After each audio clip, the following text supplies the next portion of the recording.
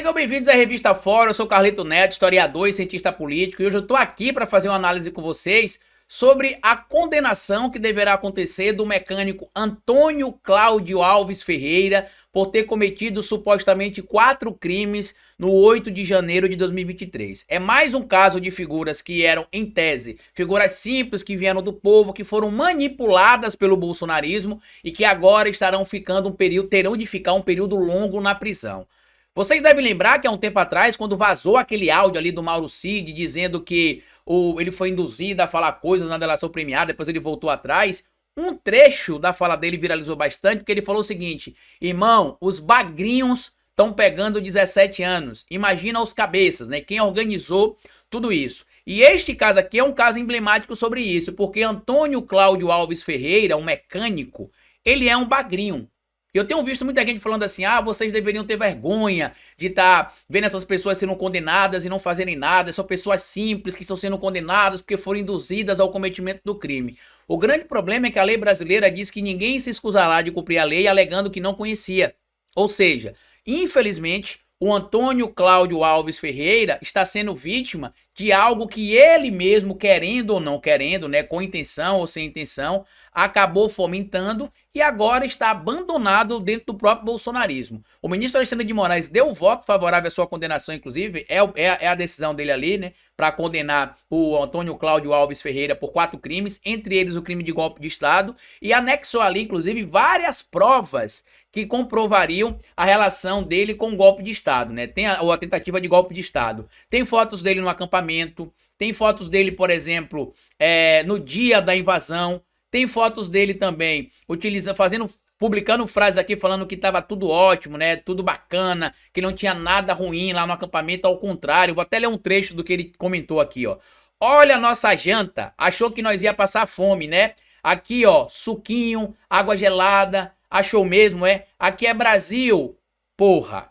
Chupa PT. Palavras dele, tá? E aí vem aqui o que aconteceu com ele. Ele, pra quem não sabe, é o indivíduo que derrubou esse relógio. Tem uma curiosidade que eu preciso contar pra vocês, que quando essas imagens foram divulgadas ali pela CNN Brasil, de que com exclusividade o Leandro Magalhães recebeu imagens que comprovavam que o Gonçalves Dias estaria supostamente sendo leniente com os golpistas, o governo decidiu liberar o acesso às imagens e eu tive acesso, baixei, inclusive estou aqui no meu computador, e nesta cena aí, aparece outro rapaz depois do Antônio Cláudio Alves Ferreira, que também quebra o relógio, que termina de quebrar o relógio, né? Ele derruba o relógio de cima da bancada ali, mas quem deixa o relógio nesse estado que vocês estão vendo aqui, ó, nesse estado aqui, não é ele sozinho não, tá? Tem outro bolsonarista que vem também e arrebenta o relógio. Carlito, o que é que aconteceu, o que vai acontecer com o Antônio Cláudio? Tá aqui material publicado na revista Fórum, assinado pelo Ivan Longo. Bolsonarista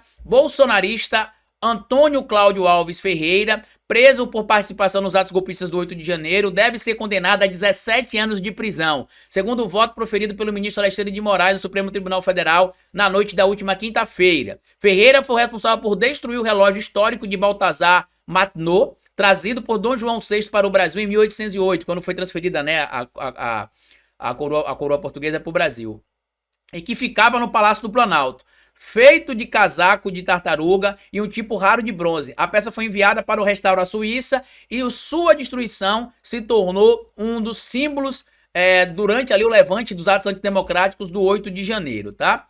E aí o ministro Alexandre de Moraes comenta aqui o seguinte na decisão dele: está comprovado tanto pelos depoimentos de testemunhas arroladas pelo Ministério Público, quanto pelas conclusões do interventor federal, vídeos e fatos realizados pelo próprio réu e outros elementos informativos que Antônio Cláudio Alves Ferreira, como participante, frequentador do QGEX, né, que é o QG do Exército, e invasor de prédios públicos na Praça dos Três Poderes, com emprego de violência ou grave ameaça, tentou abolir o Estado Democrático de Direito, visando o impedimento ou restringindo o exercício dos poderes constitucionais por meio da depredação e ocupação dos edifícios da sede dos Três Poderes da República. Detalhe, tá? Ele tá preso desde 24 de janeiro de 2023.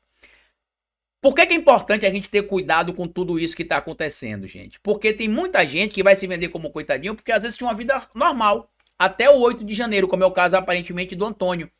Tinha uma vida normal, era mecânico, trabalhava no interior, tá? Nunca tinha tido em tese nenhum problema sério com a justiça, mas tentou dar um golpe de Estado manipulado por deputados bolsonaristas, por parlamentares bolsonaristas, por militares golpistas infiltrados nas Forças Armadas que atuaram para poder tentar desestabilizar a nossa democracia e vai ser responsabilizado. Eu tenho visto até algumas pessoas questionando, né, que ele não deveria ser condenado, assim como tantos outros não deveriam ser condenados, porque eles são bagrinhos. E aí eu quero lembrar para vocês aqui, né, o que diz a introdução ao direito brasileiro. O que é a introdução ao direito brasileiro? Ela é um decreto, tá? O decreto 4.657 de 4 de setembro de 42, que traz aqui no seu parágrafo, no seu artigo 3º o seguinte, ó: ninguém se escusa de cumprir a lei alegando que não a conhece. A alegação de muitos desses que foram condenados é que eles não sabiam que iam lá pro 8 de janeiro para depredar o patrimônio público, que não sabia que aconteceria aquilo, que foram iludidos, que foram ludibriados,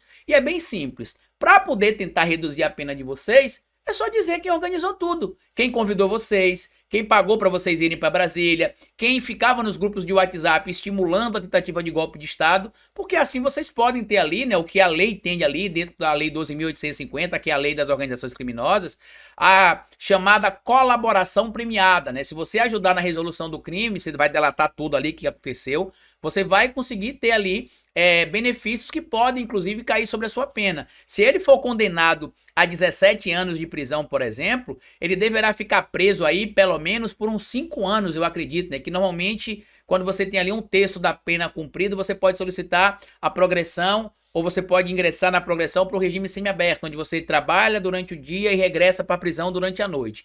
A grande pergunta que fica aqui para os bolsonaristas que invadiram a Praça dos Três Poderes, que ajudaram a depredar o patrimônio público, se valeu a pena. É o que eu tenho para perguntar para vocês, se valeu a pena. Porque além deste problema que vocês estão tendo, os que estão aqui no Brasil, em outro material também assinado pelo Ivan Longo, que está publicado na revista Fórum, a gente precisa lembrar que o governo da Argentina atendeu ao pedido do governo brasileiro e enviou a lista dos bolsonaristas que estão foragidos na Argentina. Ou seja, aquele papo de que existiria ali em tese um acordo entre Milei e Bolsonaro para que os golpistas fugissem do Brasil e vivessem na Argentina porque lá o que se deve defender é liberdade, carajo, como diria o Javier Milei, parece que não tá tão à vera assim não, porque pelo que a gente tá conseguindo entender, o Javier Milei, mesmo se fazendo de extremista em algumas falas ali, ele é extremista, mas em algumas falas dele é mais para agradar o público. Mesmo se fazendo de extremamente radical com o governo Lula, com o governo do Brasil, ele entende a relevância que o Brasil tem para a relação econômica da Argentina e neste momento o Brasil tem quebrado o galho da Argentina no que diz respeito à área energética. O próprio porta-voz, o Manuel Ravini, se não me falha a memória, que é o porta-voz do governo do Javier Milei, confirmou que não existe pacto nenhum entre o governo Milei e o Bolsonaro para proteger Manuel Adorni, que é o porta-voz do governo do Javier Milei. Ele disse que não tem pacto nenhum de impunidade, tá aqui, ó, não tem pacto nenhum de impunidade absolutamente com ninguém, tá aqui, ó. Não faremos pacto de impunidade com absolutamente ninguém, nem nunca faremos. Na verdade, é uma questão judicial. A justiça tomará as medidas correspondentes quando chegar a hora de tomá-las, e nós a respeitaremos como respeitamos cada decisão judicial. Ou seja, você golpista que foi feito de otário, que foi para Brasília, estimulado ou não por algum grupo de WhatsApp, estimulado ou não por áudios de parlamentares bolsonaristas, estimulados ou não pelo próprio Jair Messias Bolsonaro, foram pegos muitos, estão no xilindró, estão na cadeia, muitos serão pegos e outros estavam presos desde a época da invasão, desde os dias seguintes à invasão à Praça dos Três Poderes. Você pai, você mãe que tem algum parente preso, que tem alguém próximo preso, reflita sobre isso. Bolsonaro tá solto. Milionário, inclusive, porque vocês fizeram para ele a arrecadação de 17 milhões de reais em doações por Pix para pagar uma dívida com o Estado de São Paulo que o Tarcísio perdoou. Então o Bolsonaro tá milionário, livre, leve e solto, e vocês ou parentes de vocês estão presos com a vida destruída, com a ficha criminal suja e sem nenhum tipo de suporte, nem de Bolsonaro e nem de nenhum parlamentar bolsonarista, que usaram vocês basicamente como ponta de lança. Ele diz muito que a esquerda tem a mania de utilizar as pessoas como massa de manobra, né? Que a esquerda utiliza os movimentos como massa de manobra, que a esquerda utiliza as pessoas como se fosse um rebanho cego. Quem é que foi utilizado como massa de manobra e rebanho cego no 8 de janeiro de 2023? Mas fiquem tranquilos, tá? Que dependendo do lugar que vocês estiverem preso, o mito de vocês em breve estará lá fazendo companhia. E aí, quem sabe vocês podem dar para ele ali uma recepção bem calorosa, né? Um carinho, um abraço, um beijo, um aperto de mão e comece a cobrar dele o porquê que ele mandou supostamente vocês irem para Brasília no 8 de janeiro para tentar um golpe de Estado enquanto ele estava passeando nos Estados Unidos da América. Deixa aqui a sua opinião sobre essa situação, compartilhe esse vídeo, se inscreva no canal da Revista Fórum. Grande abraço para vocês e até a nossa próxima análise na segunda-feira. Até mais.